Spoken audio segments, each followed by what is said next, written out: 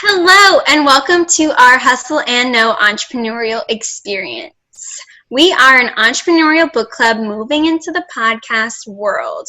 My name is Julie. I'm going to be your host today. And joining us, we have Joseph Warren, co-owner of Financial Planning HQ, and we got Shawn Townley over here, entrepreneur, consultant, and geek. And today we're going to be discussing the book, The Most Important Thing by Howard S. Marks. So, without further ado, let's get started. Okay. First question.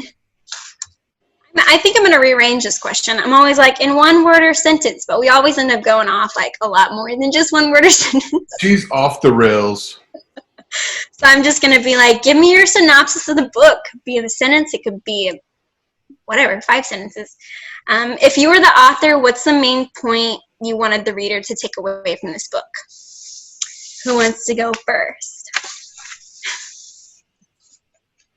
Shawn, go for it. The most important thing is 20 things. Wow. 20 things are the most important thing. It's like fingers on a chalkboard, really, for me. If everything's important, then nothing's important. And if nothing's important, then, who cares? I think to wrap it up, it's be smarter than the next guy. I just got this whole vibe about, I've been doing this for a long time. I'm really good at it, and here's why you should listen to me. That was like the purpose of the book. Yeah, I mean, if I had to pick one thing, the one thing he did say a lot was for the audience, the most important thing is about investing. Just FYI. Gotta mention that part, you won't get what we're talking about. Anyway, so he kept saying, oldest rule in the book, buy low, sell high. So if I had to pick one thing, I guess that's the most important thing. Yeah. What do you think, Joseph?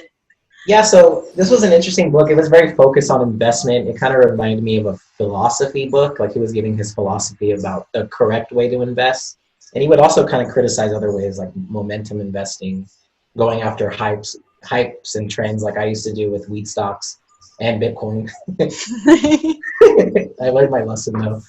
So I would say the most important thing is, I guess, the second level thinking, getting some type of an edge over someone else in some way. And I think the most important thing actually is getting the lowest price, because you get a lower price compared to value. Even says, even if it's a really bad company or bad fundamentals, you still have really low risk and you can still make money if it just goes back to its normal value. So I would say, instead of trying to buy things that are hyperinflated and hyped up, buy something that's very cheap so that you have a little bit of a cushion there to make mistakes. Because we're humans, we're going to make mistakes when we make investment decisions. Very true. I agree with that completely. Okay. Well, then that was short and sweet. Okay, next thing. Tell us what you liked best about the book and what you disliked about the book. I can go. So Okay. the best is talking about being a contrarian, being disciplined enough to do what others are not doing at the time, recognizing certain patterns. And he talks about cycles and he talks about a lot of things as being the most important things. But are you brave enough to not buy when everyone's buying? Are you brave enough to run in there when the markets are low and start grabbing up things when everyone is so put off by the current situations? I think that's kind of cool. I think it's cool to think about being a contrarian. And of course, I think if you can be disciplined enough to be a contrarian, then you have the thing to succeed going forward, especially when it comes to investing. It just seems like investing's so emotional. You're so afraid to lose out when the markets are hot. You're so afraid to lose it all when the markets are cold. So to have that cool-blooded way about you and come off looking like the Fonz when everyone else is running around with their chicken with their head cut off. I mean, I think that if I can see trying to be that. Mhm. What I didn't care about the book is, oh my gosh, it was so dry. And I talked about it earlier, the most important thing. There can't be 20 most important things. Just pick one thing and move on. But I guess that's what kept me going is, okay, is this going to be the next important? Is this going to be the next important thing? It sounds like where it came from is that he wrote a bunch of letters to the folks that followed him and he was investing for. And these came from a bunch of letters. And he made them into a book. And he changed his philosophy throughout his time, and that's where all these most important things came from.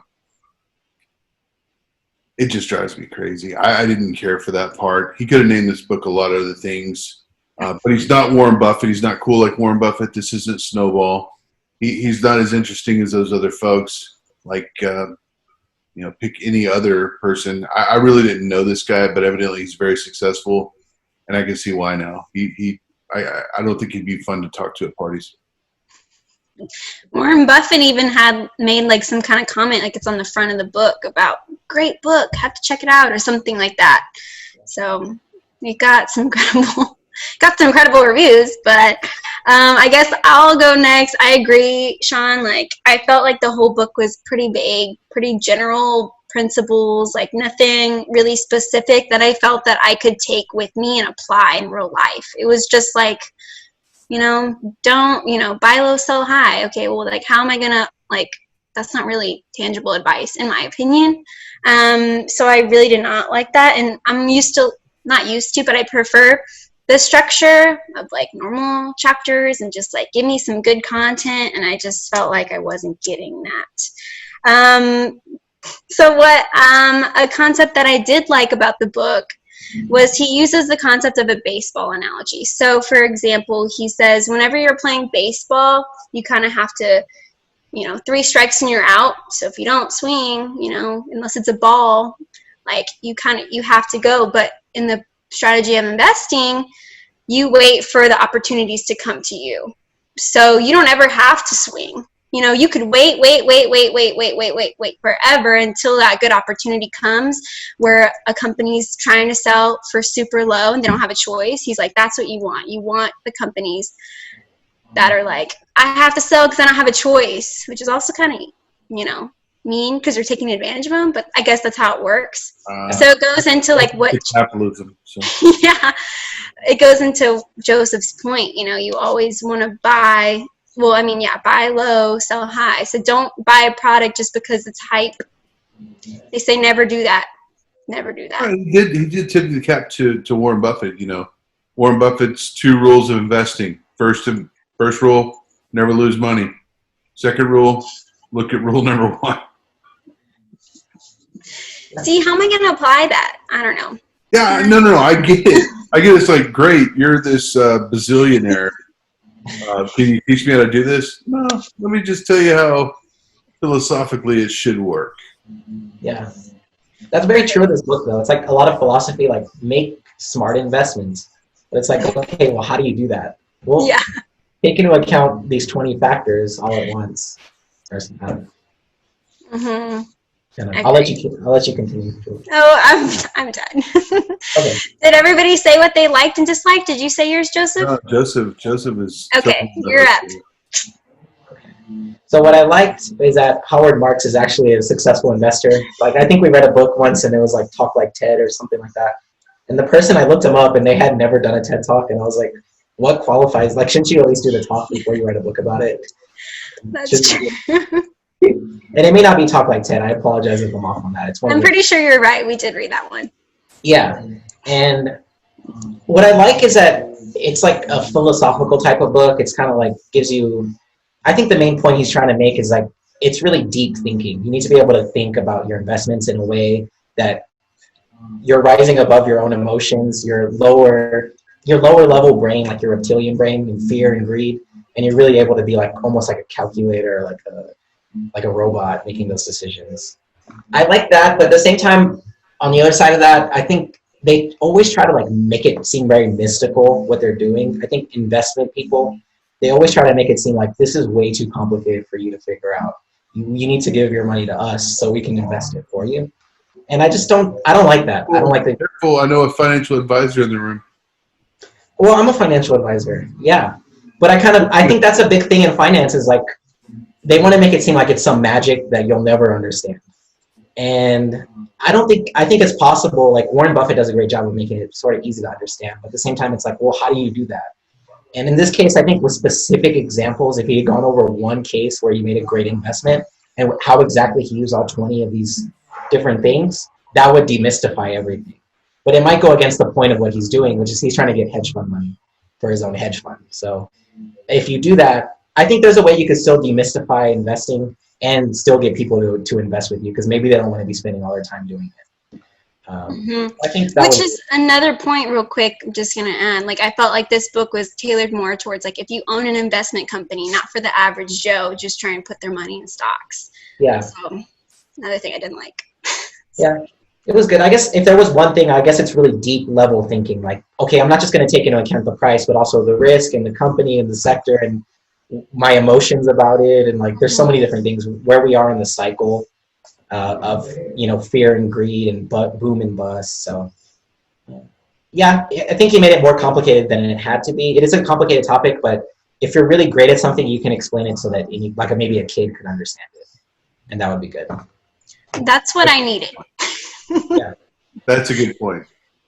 Yeah, especially with investing. Yeah, I need pretend like I know nothing about investing, because I kind of don't. So that's also why I wanted to read this book. But I think he does say that in the beginning. He's like, if you don't like this, you're not ready.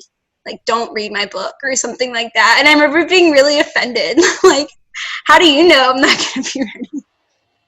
You're not ready to invest. I think I'm going to try to read that Tony Robbins investment book. I've heard good things about it. One? So I don't know. I don't remember which one it is, but I remember he interviewed like a lot of successful investors. So no, that's a good one. I heard it was too, because he really digs down. Like, they do the same thing this guy's doing, where they make it sound like, oh, it's hocus pocus, witchcraft, and you just wouldn't get it. And he just keeps asking questions to get to the bottom of like how they do it, because there's exactly doing day-to-day actions to make these decisions. It's not like they're superhuman people, right? Yeah. Mm-hmm. Agreed. Okay, then what is something that you learned that you didn't know before, and give me an example of how you're going to apply it to your regular life. Who wants to take that one? Oh, you're looking at me? You want me to go first? Okay. Oh, man. Okay, well, I don't really know how I'm going to apply this, but man. I know, right? Something that I didn't know before, or there's a couple different types of investing. So one of them is there's value investors. So the primary goal of them is to quantify the company's current value and buy its securities when you can do so cheaply. So valuing. And then growth investing is a different type. And that goal is to evaluate the companies with a bright future. So less emphasis on how the company's doing at the moment, but focusing on the potential. So I didn't know there was, I guess you could, common sense, like you could, those exist, but like there's actual legitimate terms and types of investing. How I'm going to apply that, I don't really know how I'm going to apply much from this book, but money. Invest. Oh yeah, well, Joseph over here is already helping me do that, but so I don't really know how I'm gonna. I think what I'm gonna apply from this is to continue learning about investing. So let me ask you this. Yeah. What's a company you're passionate about? What's a company that you frequent often, whether it's clothes or watch their TV, Netflix, Disney? What's something that you use a lot of? I guess you could say Netflix. Okay, so you know what Netflix is. Can you explain to your friend what Netflix is? 100%, definitely. Okay, so you understand their business model, you understand how they make money, and why or why not they would be successful. Mm-hmm. Now, what would be one thing that could make Netflix fail? If streaming became free.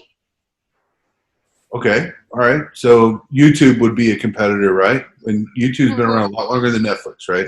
Yeah. So what else? What else could make Netflix fail? I mean, somebody else came in and offered the service cheaper. Okay, but you would probably start to recognize when that happens, right? Right. So why wouldn't you invest in Netflix? Well, according to this book, it's already too hyped up and it's too popular, so it's kind of too late. You need to find like underground businesses. Yeah. That's where you should go and invest your money. Go up and down. Like it could be on a part of the cycle where it's really high, and then once something bad happens, you could try to scoop it up when there's bad news at a cheaper price. But if you True. believe in the product and you think it's not going to go anywhere anytime soon, why wouldn't you put some money into it and be an owner of that business? And every time you watch Netflix, you go, oh, by the way, I own part of this. That's a good point. That's a very good point. I agree with that completely. My kids, when I gave them $100 and said, hey, what do you want to invest this in? You know, think about all the companies you go to, McDonald's. They chose Disney, right? So they're like, I love Disney movies.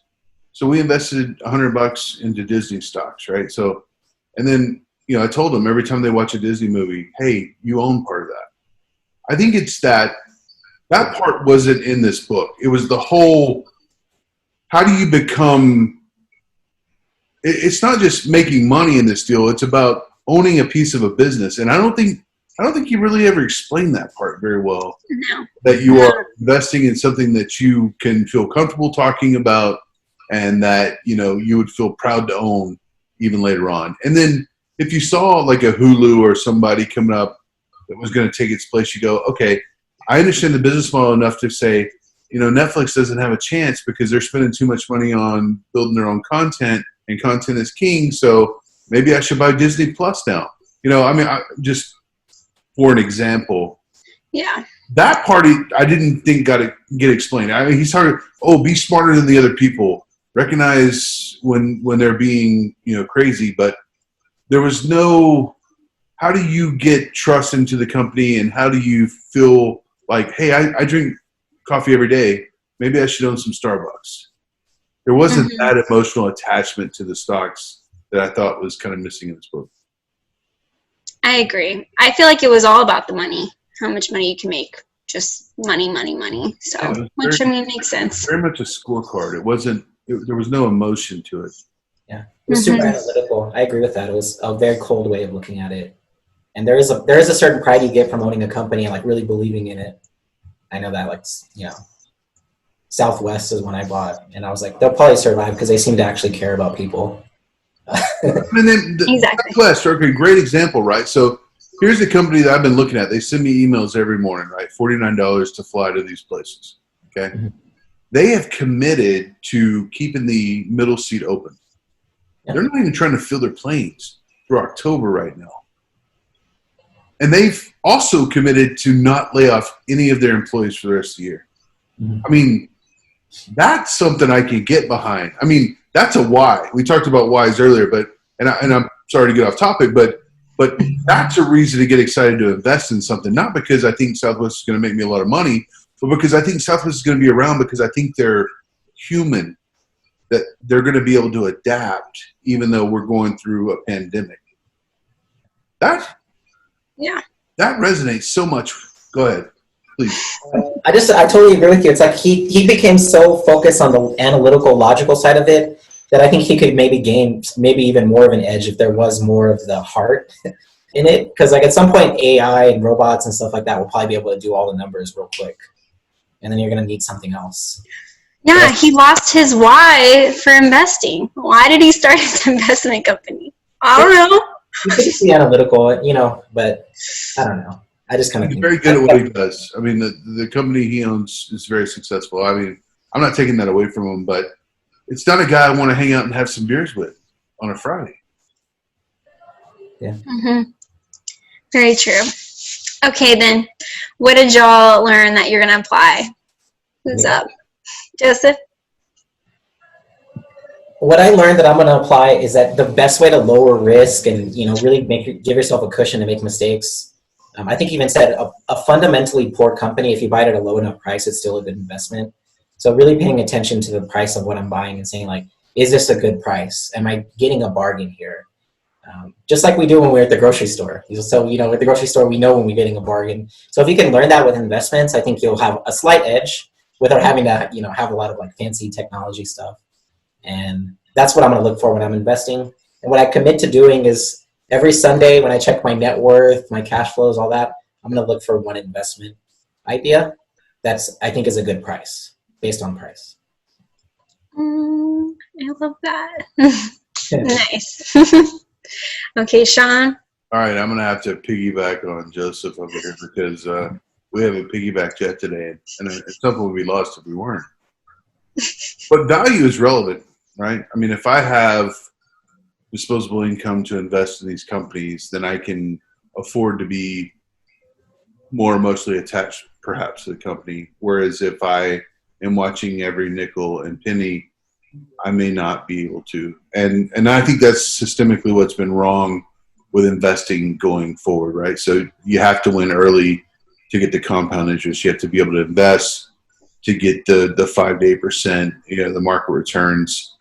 It makes no sense to me right now that the market continues to reach highs when we're about to start evicting, maybe a third of the people that rent in this country. It's like, we've come off the rails, but I think it's all relative is what I'm saying. If you have a few dollars to dream with, and I'm going to say dream, because I think sometimes you are just sometimes you buy a lottery ticket, not because you think you're going to win the lottery, because mathematically that may be improbable, but you buy a lottery ticket because it gives you some time to dream about what it would be like to win the lottery. And I can tell you when it gets up to the billions of dollars and the few times that I do buy a lottery ticket, I have so much fun for the 2 days that I think about what I would do with that kind of what I would call FU money. It's just fun to dream for a while. And so getting back to my point, I think what I've learned is invest in something that you believe in, but don't do it blind. Look at the cycles as he talked to us about, because the market does go in cycles. I mean, we can see in October, it's probably not a good time to invest in the market because that's when things start to, for whatever reason, historically in October, people seem to pull back. And then there's other times in the market where things seem to get to rally. So study those things. Don't do it blindly, but have your money to the side. And when you believe in a company, invest at the most opportune time, not because you think that you're going to beat the market, but because I really enjoy watching Disney movies. I think that Disney being at whatever price is, I have no idea what the price is today. I'm going to invest $100 into it. I'm going to hold on to it. For me, it's investing for the long run, not just to make a buck or two and get out. To me, that's day trading, and I'm not that smart. There's a lot of good, smart people. There's a lot of smart AI that can do that, but that's not me. So what I'm going to take away from this is learn the cycles, try to be a contrarian, go against your instinct, look around, and then challenge yourself to logically think about it. But at the end of the day, if you got a few extra bucks, invest in something you like and then just hold on. Mm-hmm. I like that. But that actually reminds me of an interesting point in the book where he says, like, a lot of people, they just have all this extra money and they think they should just go and throw it all on the market. But what that actually is a bad thing, because when you have like no fear, you end up like losing more money. So basically you're just throwing your money down the drain. Did you see what was happening? Did you see what part of what's driving the market now is when there was no sports going on, is people were starting to invest in the market. They were starting to day trade to get their fit for gambling. I mean, and I wonder, I know that the institutionals are what really drive the market. That's probably 90 cents on the dollar that drives the market. But I'm kind of curious the emotional part of that when you are just flat out gambling, you're speculating. When you're throwing money at stuff because you can't bet on sports, you're going to just bet on stocks and stuff, how much that moves the market. It's like a big casino, if you think about it. Right? Yeah, absolutely. That's a good point. It's Well, legal gambling. I mean, it is legalized gambling. I mean, technically. I know. They made it really easy now. I think like there's like that Stash app. or Where you- Robinhood. Haven't heard that one. But like you just buy it, click on your phone, real easy. Just Yep. buy, sell, buy, sell. They So, gamify it. They gamify it too. yeah. So dang. I wonder if they make bets. I bet this stock's gonna go down this day or something like that. They can make Yeah. Well, thank you everybody for joining us. I don't think we have any other points about this book. I know I don't. Okay. But thank you so much for joining us today. If you're a real investor and you really want to give us some pointers, please let us know if you read this book already and let us know something that we missed. And you can find more about the author and the book in the description. And don't forget, hustle beats talent when talent doesn't hustle. Bye. See you next time.